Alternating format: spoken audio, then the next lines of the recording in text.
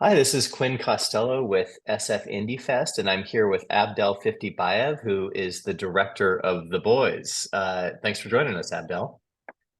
Yeah, thank you guys for accepting our film to a beautiful film festival, and it's an honor for us to be a part of your film festival. Well, it's a really unique film. It's just kind of from a perspective that I haven't really seen before, and a kind of storytelling approach that's very unique. And I was wondering if you could kind of talk about if the film is drawn from kind of personal subject matter, and can you speak to that a little bit? Yes, sure. This film, I mean, this story, is kind of happened to my older brother. I lived in the United States. I went to the United States in 2004, and I lived there for 5 years. And when I came back in 2009 to Almaty, to my own city, my brother got into this situation. But in real life, it happened a little bit different than in the movie, because when I was writing the script, I was kind of I was trying to make it more more interesting. So I changed it a little bit, but most of the stuff really happened in real life. And so are the other characters, are they kind of composite characters from your brother's life, or are they actual just drawn directly from reality kind of thing? Some of them, yes, some of them not. Like his younger brother, he's kind of like a fiction character.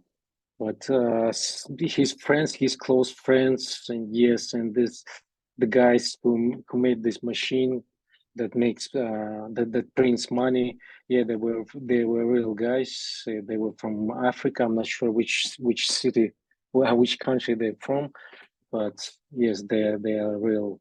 They were real person.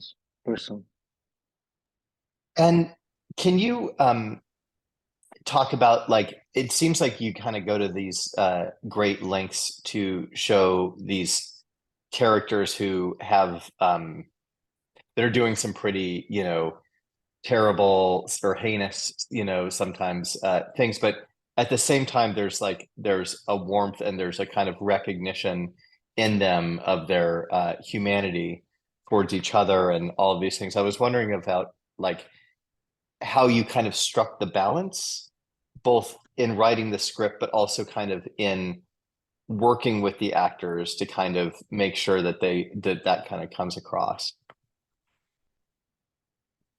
I didn't understand the question. Could you please say Yeah. it again?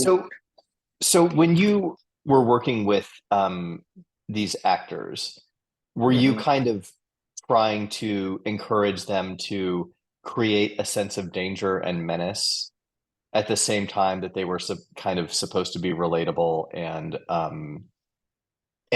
were you trying to strike a balance of making uh people who you kind of cared about, but who were also doing kind of scary at the same time?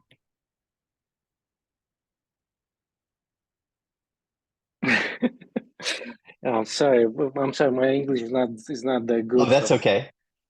Well, uh, actually, maybe you can just tell us a little bit about the casting process and how you found mhm. the people you wanted to work with. uh, yes, the casting was like just like a regular on a regular basis.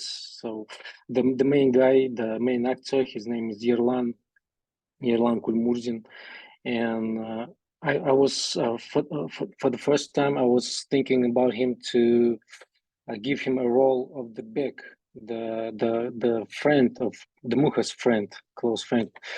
But then when I couldn't find the main actor, I was thinking why not to give him a main role, because he was kind of look like my brother a little bit, and he wasn't like he wasn't looking like a big, huge, and good looking, super good looking guy, like is sorry, like others do. Like the main character, he's like a super good looking actor, but I didn't want him to look like a superhero. And as you see, he kind of a skinny, um, and I think I think he did great. He did a great job by playing this role. And right now, I'm not. I think we made a good choice, the right choice, by accepting Yerlan for this role. And and the other guys, they are real actors. They play in some web series, YouTube series, and a little couple full length movies here in Kazakhstan. And the older actress, as you see, is a like the homeless guy. He's a very famous film director here in Kazakhstan, and he used to be an actor too. But he started as an actor, but then he became a film director. And his mother, she's really like a old school actress here in Kazakhstan. Uh, yeah, all of them like and actors. They're not from the streets or just friends. All of them were full-time actors. And what kind of support is there in Kazakhstan for making independent films? And what is the environment as a filmmaker in Kazakhstan? Last 5 years, yes, we have some support from our government, but you have to pitch your project, and it's very hard. It's a lot of things with the papers. Uh, they give you like the 30% of your budget that you ask, and for this 30% you have to make a full movie. And and after you finish a movie, and then you get like the rest 70% of your budget. And it's very hard for our filmmakers. Like I haven't worked with the government on this basis, but my friends did, and they said it's very hard because they had to find other 70% for the movie to finish the movie, to pay for your uh, film crew, and post production and stuff. Uh, yes, but like our movie, it's the independent movie. We made it ourselves, and the budget is very low. Most of the friends who worked on this project, they are my close friends, like DOP, the sound guy, sound director, uh, the color correction guy. They made it. They worked for free just for the idea, and because we had budget like around $20,000, and like editing, I did myself because yes, I work as a film editor as well. Yes, and we made it. We made this movie with like low, very low budget.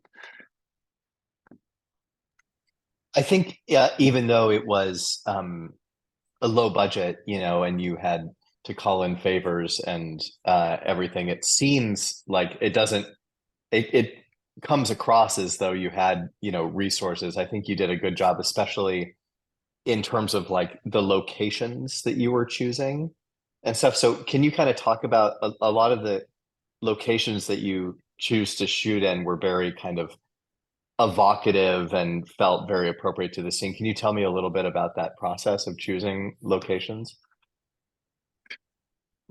Yes. Uh, uh, the most of the film was shot in Almaty. It's my city where I was born, and I know the streets. I know the I lived through this, so I kind of know uh, like good locations, and I mean uh, I wanted to show the locations that I've been through, that I lived through.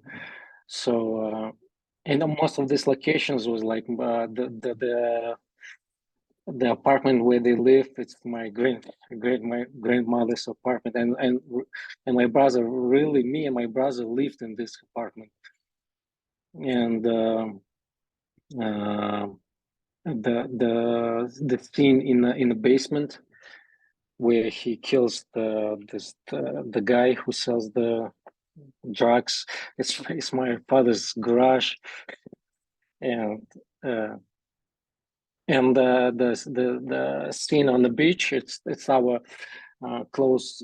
It's close city to our city. It names Kapchigai.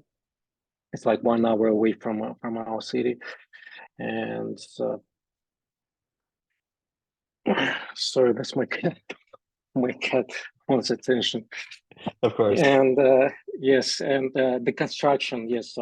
In real life, this thing happened actually in an apartment where they killed the guy. But sound guy, he gave me this idea. He said in an apartment, this scene it would look like a little bit not that interesting if we shoot it maybe on the construction site. So he wanted to make like he had a lot more room for sound directing, and so I listened to him as like, yeah, let's do this on the construction. It maybe it would I think it is gonna look more interesting than in the apartment. So yeah, we chose to shoot it on a construction site. And what role did your brother have in making the film? I mean, was he and what does he think of the film now that it's done? Well, I think my brother, he's kind of maybe a screenwriter as well, because he was telling me this story a lot. Uh, the first time when he told me about the story, we were like, he was like 23, and I was like 22. Right now I'm 38. So, and he was kind of telling it with like a courage, like he was telling me, and like it happens, something happened like a movie. And I was when he was telling me the story, and in my mind, I was imagining it as a movie.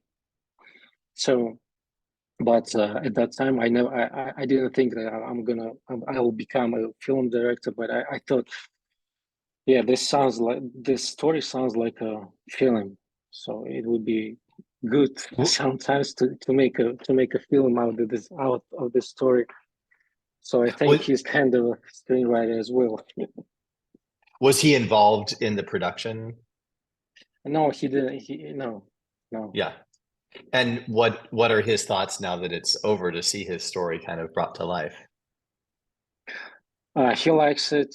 He likes it, but he says like, "Hey, man, this thing didn't happen in real life. Or this thing didn't happen in real life." And I explained him that yes, it didn't, but I had to make it so it looked more interesting. Yeah. But he And so he likes it. Mhm. yeah. He's still alive. And do you think, in terms of your kind of journey as a filmmaker, are you going to continue to kind of explore some of the themes that were brought up, and masculinity and some of these kinds of grittier stories, or are you moving on to something totally different?